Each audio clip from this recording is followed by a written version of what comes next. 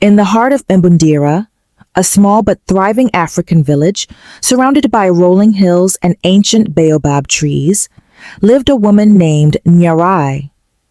She was as beautiful as the morning sun and as fierce as the river crocodile. Her eyes held secrets that even the elders feared, and her presence commanded respect. But beneath her beauty lay scars, scars that no one could see, scars that told stories of betrayal, humiliation, and pain. For Nyarai had once loved a man she had given everything to.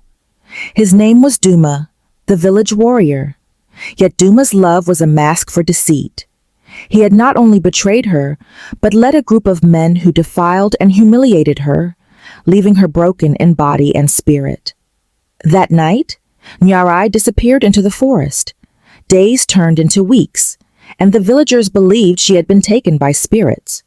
But Nyarai had gone to the hills to seek wisdom and vengeance. She visited the old woman known as Mavuto, the keeper of forbidden secrets. For months, Nyarai trained under her guidance, learning herbs, poisons, and the ways of silent killing. She returned to the village cloaked in mystery and rage, but no one suspected what she had become. One by one, the men of the village began to fall. At first, it seemed like accidents. Hunters found unconscious and writhing in pain, farmers crawling back home with shame written across their faces. But soon, the whispers began. They had been mutilated, their manhood taken. Fear spread like wildfire. Husbands refused to leave their homes at night. Boys were sent away to distant villages for safety. But Nyarai was patient. She moved like a shadow, careful and precise. She struck not out of madness, but with the cold calculation of a predator. Her victims were not random. They were the men who had wronged her, the men who had laughed while she bled. Duma was the last. When she finally came for him, he was surrounded by warriors, trembling like a trapped animal. Yet, he could not escape her wrath. Nyarai entered the circle of men, her knife gleaming under the moonlight. The warriors hesitated, for they saw something unearthly in her eyes, something far stronger than steel. "Your time has come, Duma," she said. "Please, Nyarai, forgive me," he begged, dropping to his knees. But Nyarai did not flinch. "You never begged when I screamed," she replied, her voice sharp as her blade. And with that, she ended his reign of terror. Years passed, but the legend of Nyarai never faded. The men of Mbundira whispered her name in fear, and the women spoke it in reverence. But while some saw her as a savior, others called her a curse. The village struggled to rebuild its shattered pride. The men who remained had become timid, their strength drained by the fear that Nyarai might return. The new chief, Mambo Chikuru, was a man of wisdom, but he despised the legacy Nyarai had left behind. To him, she was a symbol of rebellion, and her actions had weakened the balance of power between men and women. Determined to erase her story, he ordered all songs and tales of Nyarai to be silenced. But legends cannot be buried.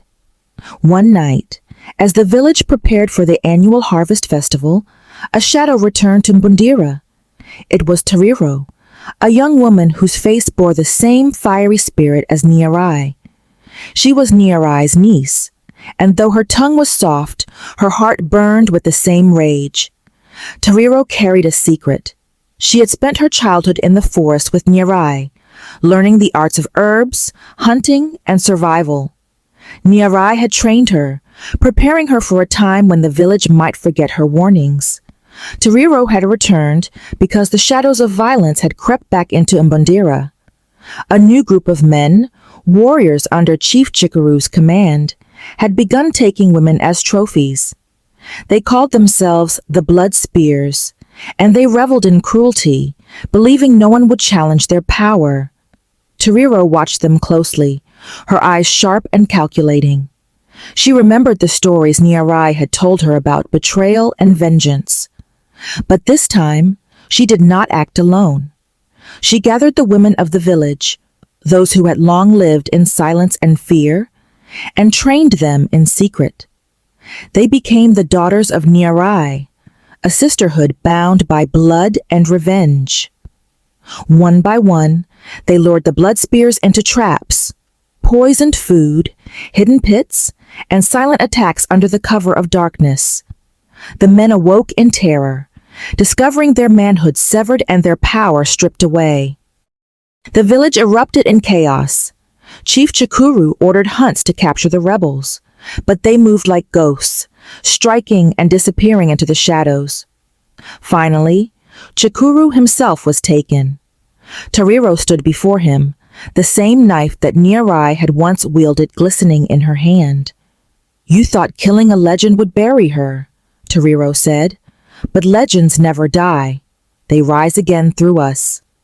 Chikuru begged for his life, just as Duma had done years before, but Tariro was unmoved. "This is not revenge," she said. "It is justice." And with that, she ended his reign, just as her aunt had done before her. The women of Mbundira declared themselves free, their chains broken. They built a new society where strength was not measured by brutality, but by unity. And though Nyarai never returned, her spirit remained in the hearts of the women she had empowered. The daughters of Nyarai became a force feared across the land, a reminder that no cruelty would go unanswered, and no woman would suffer in silence again. And so, the shadow of Nyarai continued to haunt Mbundira, not as a curse, but as a flame, eternal, unyielding, and unstoppable. The rise of the sisterhood. The daughters of Nyarai had transformed Mbundira, where fear and oppression once ruled, freedom and equality flourished. Yet peace, like the river during drought, was never permanent. Months after the fall of Chief Chikuru, whispers of rebellion stirred in the neighboring villages. Warriors and outcasts, exiled from Mbundira after the uprising, had fled to the surrounding hills. There, they plotted vengeance, led by Munyaradzi, a brutal warlord whose family had been among Nyarai's first victims. They swore to reclaim their dominance. Munyaradzi's hatred burned deep, and he vowed to erase the legacy of Nyarai and her daughters. Tariro, now the leader of the sisterhood, heard the rumors. She knew the enemy was coming, and she also knew the women of Mbundira were not ready for war. Though they had learned to defend themselves, they had never faced an army. So Tariro called upon the hidden mothers, a secret network of women in distant villages who had heard of Nyarai's deeds and had begun forming their own resistance groups. From every corner of the land, women came, carrying spears, bows, and blades, sharpened not just by metal, but by anger. The sisterhood had become more than a village defense. It was now a movement. Munyaradzi struck at dawn. His men poured into Mbundira like a flood, their war cries echoing through the valley. But the sisterhood was ready. They lured the men into narrow paths lined with traps, spiked pits, falling boulders, and poisoned darts hidden in the trees. As Munyaradzi's forces broke through the first defenses, they reached the heart of the village, expecting frightened women. Instead, they were met by warriors. Tariro led the charge, her blade cutting through the chaos, and the sisterhood followed like a storm. But Munyaradzi was cunning. He had brought more than warriors. He had brought fire. Houses and granaries burned, and the sky turned black with smoke. Panic spread, and for the first time, the sisterhood faltered. Tariro knew they needed something more than strength. They needed fear, the same fear Nyarai had once struck into the hearts of men. Under the cover of smoke, Tariro and her closest fighters slipped through enemy lines and captured Munyaradzi's most trusted commanders. By nightfall, the men were found tied to posts at the center of the village, their bodies mutilated in the same way Nyarai had punished her enemies. The message was clear. Munyaradzi's army broke. Fear took hold, and many fled into the night. But Munyaradzi refused to surrender. He faced Tariro in single combat, his blade heavy with rage. Their fight shook the earth, sword against sword, hatred against fury.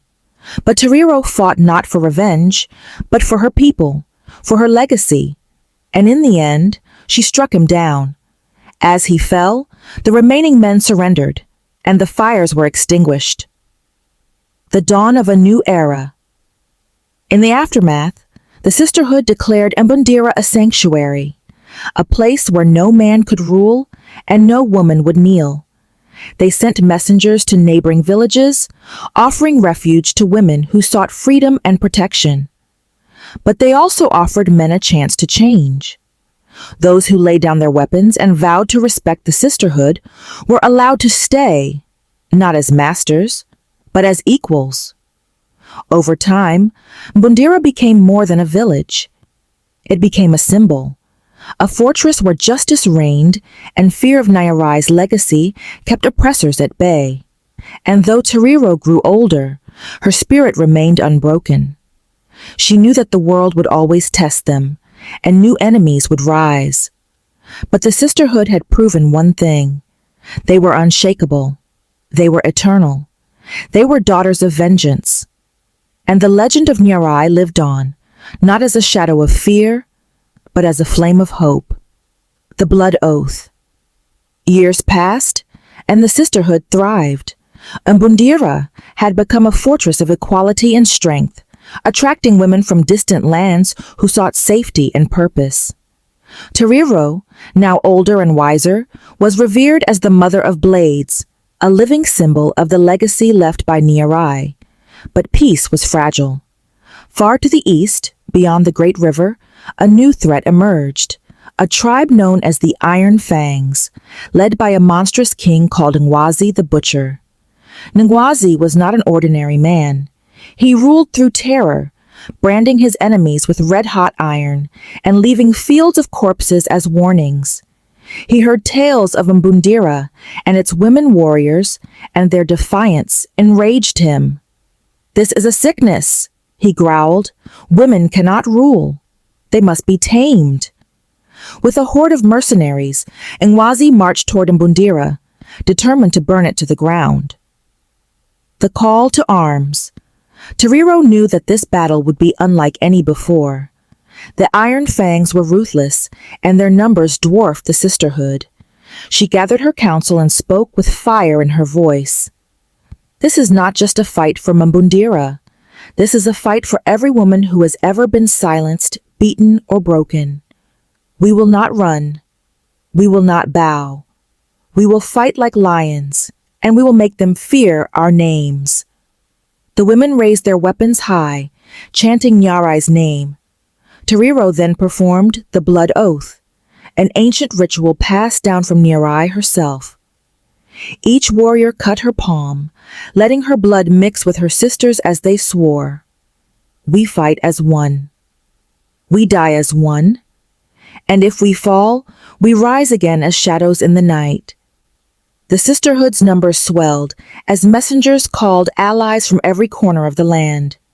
Women who had been slaves, outcasts, and forgotten daughters joined their ranks. Even some men, humbled by Nyarai's legacy, swore loyalty to their cause. When Ngwazi's army arrived, the ground shook under their feet. Drums thundered, and the night sky glowed with torches. But the Sisterhood stood unbroken, their faces painted red with clay, their spears ready. The battle began at dawn. Arrows rained from the trees, and fires erupted in the tall grass, trapping Ngwazi's men. Hidden pits and poison traps slowed their advance. But still, the Iron Fangs pushed forward. At the heart of the chaos, Tariro fought like a spirit possessed, her blade dancing through the enemy ranks. But Ngwazi was relentless. He broke through the lines and confronted Tariro, his massive frame towering over her. "You fight well for a woman," he sneered, "but your time ends now." Tariro gripped her blade. "It's not my time that ends. It's yours."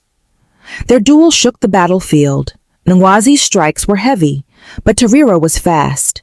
She dodged and countered, drawing blood with each cut. Yet Nwazi would not fall. Then Tariro remembered Nyarai's lesson. The strongest beast has a weakness. It's pride. Tariro let Nwazi think he had her cornered. As he raised his blade for the killing blow, she dropped to her knees and drove a hidden dagger into his thigh. Nwazi roared in pain and stumbled. With a final strike, Tariro slit his throat, and the butcher fell. Victory and sacrifice. The sight of their fallen king shattered the iron fangs. The Sisterhood pushed them back, and by nightfall, the enemy fled. Mbundira had won, but victory came at a cost. Many sisters fell, their blood staining the earth. Tariro stood over their bodies, her heart heavy but her spirit unbroken. She gathered the survivors and declared, "We did not fight for ourselves alone. We fought for every woman who will come after us. Let this place be their refuge and their strength." The legacy lives on. In the years that followed, the Sisterhood grew beyond Mbundira. Villages and cities joined their cause, forming a network known as the Flame of Nyarai. Their warriors, both women and men, patrolled the lands, ensuring no tyrant could rise unchecked. Tariro's name became as legendary as Nyarai's, but she always reminded her sisters of one truth. We are not saviors. We are not queens. We are fire, and fire cannot be tamed. And so, the story of Nyarai, the woman who had risen from pain to shape a new world, burned brighter with each passing generation, carried on the wind as both a warning and a promise. No woman would suffer in silence again.